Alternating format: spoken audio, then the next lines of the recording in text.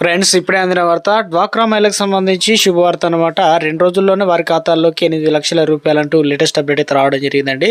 So ఆ వివరాలు ఏంటంటే కూడా వీడియోలో తెలుస్తుంది. వీడియోని చివరి చూడండి, అర్థమవుతుంది. మరోసారి ఛానల్ వస్తే తప్పకుండా సబ్స్క్రైబ్ చేసుకోండి. చూస్తున్నారు కానీ లైక్ చేయడం మర్చిపోతున్నారు. దయచేసి లైక్ చేయండి. లేట్ చేయకుండా ఇలాగే తెలిపోదామండి.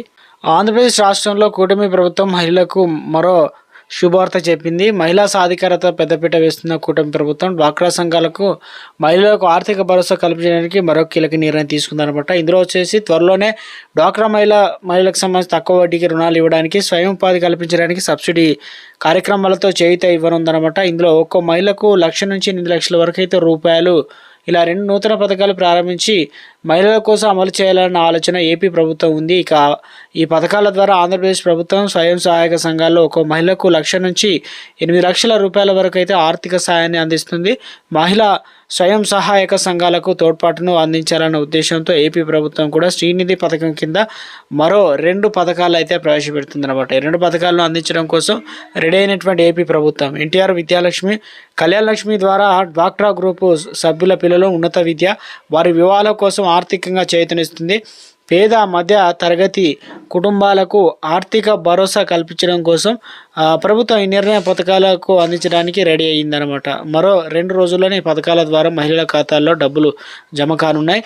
2 రోజుల్లోనే మహిళల ఖాతాల్లో డబ్బులు. ఇక శ్రీనిధి పథకం ద్వారా సహాయక సంఘాలు మహిళల జీవనోపాధికి 8 లక్షల రూపాయల వరకు, కుటుంబ ఖర్చులకు 1 లక్ష రూపాయల వరకు రుణాలు పొందవచ్చు. రుణాలు నేరుగా 48 గంటల్లో మహిళల బ్యాంక్ ఖాతాల్లో జమ అవుతాయన్నమాట.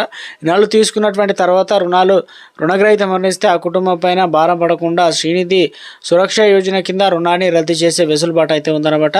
గ్రేడ్ల వారీగా వర్గీకరించి లోన్లు అయితే స్వయం సహాయక సంఘాలకు మహిళలకు పనితీరును బట్టి ఆర్థిక వారి బలోపేతాన్ని విధానాన్ని బట్టి ABCD గ్రేడ్లుగా వర్గీకరించి రుణాలు అయితే అందిస్తారు. ఏ గ్రేడ్ సంఘానికి 1 కోటి రూపాయల వరకు, బి గ్రేడ్ సంఘానికి 90 లక్షల రూపాయలు, సి గ్రేడ్ సంఘానికి 80 లక్షల రూపాయలు, డి గ్రేడ్ సంఘానికి 70 లక్షల వరకు రుణాలు అయితే సదుపాయాన్ని అయితే కల్పిస్తారన్నమాట. సో మహిళలకు సంబంధించి ఆర్థిక స్వావలంబన కోసం ప్రభుత్వం నిర్ణయం తీసుకుంది. పిల్లల ఉన్నత విద్య, వివాహాల వంటి ఖర్చులకు అధిక వడ్డీ అప్పులు తగ్గించడానికి సౌకర్యం వీరికి ఎంతగానో తోడ్పడుతుంది.